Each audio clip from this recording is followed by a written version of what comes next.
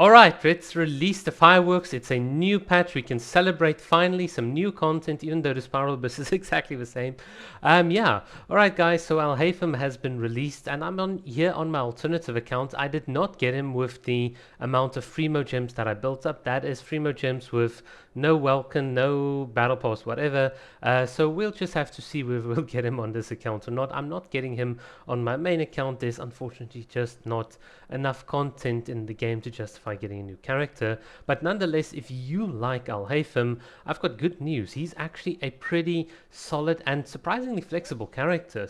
I was told that I'm not allowed to use the word balanced, and I don't need to use the word balanced because I think he does really, really well. Now, obviously, you're not watching this video for me to explain how his attacks and stuff work. I'm assuming you guys have already seen all the content creators and all of their sort of like media servers and whatever. So there are enough people out there that'll explain how he works. So let's just sort of talk a bit about him.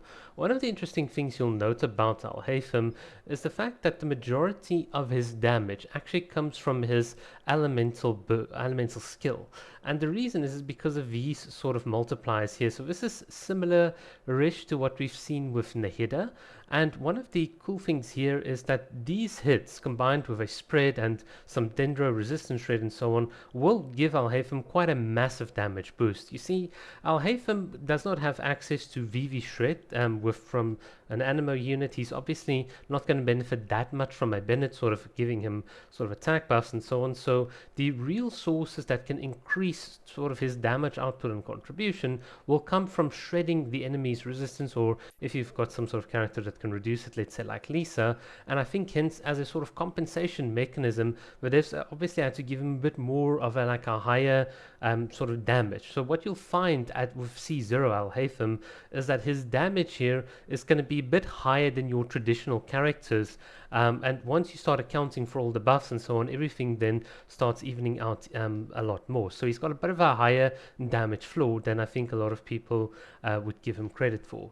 So that's the first sort of little thing that I want you to note about him. The other thing is he's very, very much flexible. And the key thing that a lot of people don't really realize with this sort of mirror field, where if you have free mirrors, you can consume them, but then you gain 0, or like this little reverse sort of thing. I really like the concept of it. What's cool about this concept is that you can now use him either as an on-field driver or as someone that can apply a lot of dendro in, let's say, Nilo Bloom team. So in a Nilo Bloom team, you'd want to immediately start off with your elemental burst. So you set up Kokomi, Nilo, or whoever else your other characters are, and then you sort of immediately press Q on Alhaitham. You get your free sort of little stacks, and then you continue applying dendro up until the point that you want to perhaps like swap off. So if I had to play Alhaitham in my current teams, I definitely start off with Nilo, Kokomi, and then my Kole would do an E. I'd get some particles, but then I'd quickly swap to Alhaitham to catch those particles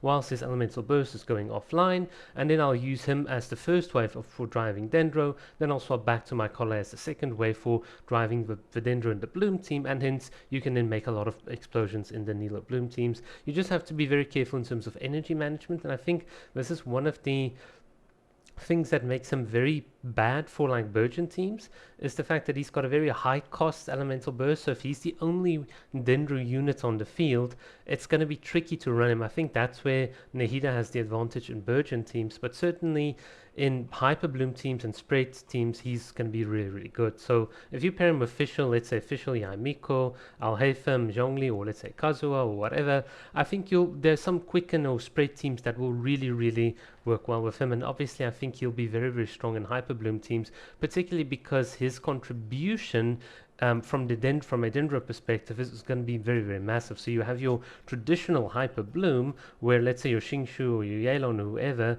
is doing the attacks, your Raiden or your Cookie is triggering the Hyper Blooms, and then your Alhaitham is also giving you more instances of damage. So the only other character like this was Nahida, and now you've got a sort of more like dendro focused DPS. So Hyper Bloom teams just got like a very, very good upgrade. So in my opinion, in totality, Alhaitham very, very solid. The fact that you can invert it his playstyles to be a bit more upfront, like focus, and then get chiseled light mirrors, or you want to put him as a driver and then sort of build up to do a lot of damage, is very, very cool. So he's much more flexible. And then obviously the fact is him and Keqinq don't work similar in terms of their like casting ability. So with Keqinq you have to throw out her E and then press it again, and with Alhaitham I find that the casting time is just so quick, and this is what immediately makes him like very, very different from Keqinq, because that instance, just that ability for you to quickly go up and plunge instantly, just means that he's much faster.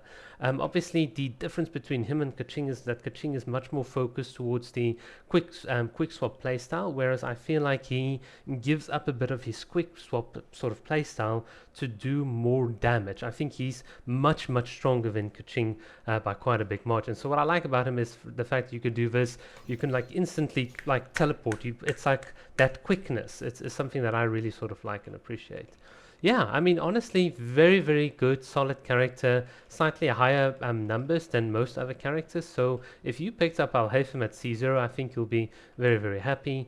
Honestly, I've not read his constellations and so on, so oh, this is actually quite nice. You get a bit of a CD increase, so that gives him much more applicability for to sort of fit the quick swap playstyle. That's kind of cool. I'll read these in my sort of spare time, but I'm sure they make him absolutely cracked.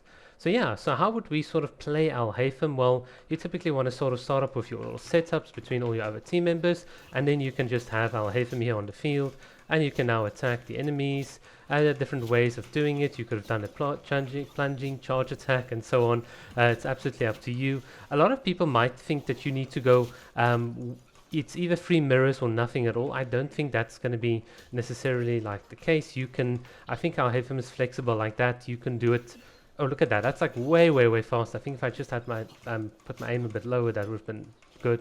But you don't need to always have like the 3 chiseled light mirrors and so on with Alhaitham. You can definitely be flexible in terms of having 1 up and then gaining 2 from your elemental burst, or 2 from your elemental burst and then gaining 1. He is very flexible. There is a very nice high skill ceiling with this character. So overall, pretty happy. I think he's a much more solid male character that they've put out recently. So yeah, if you have him, you can be very happy.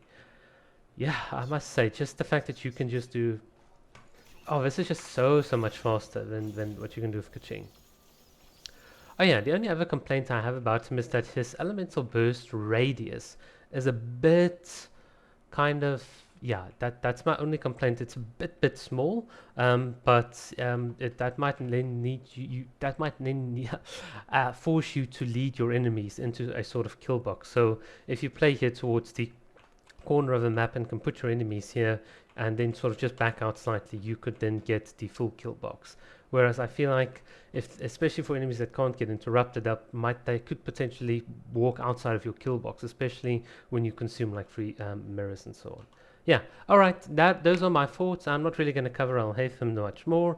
If I get him on this account, we'll obviously go into more detail, build him, because this is a free-to-play account, because I don't buy boosters or whatever. Even if I do get him, it'll take about 3 or 4 weeks before we can finally build him. Alright guys, thanks for watching. Cheers.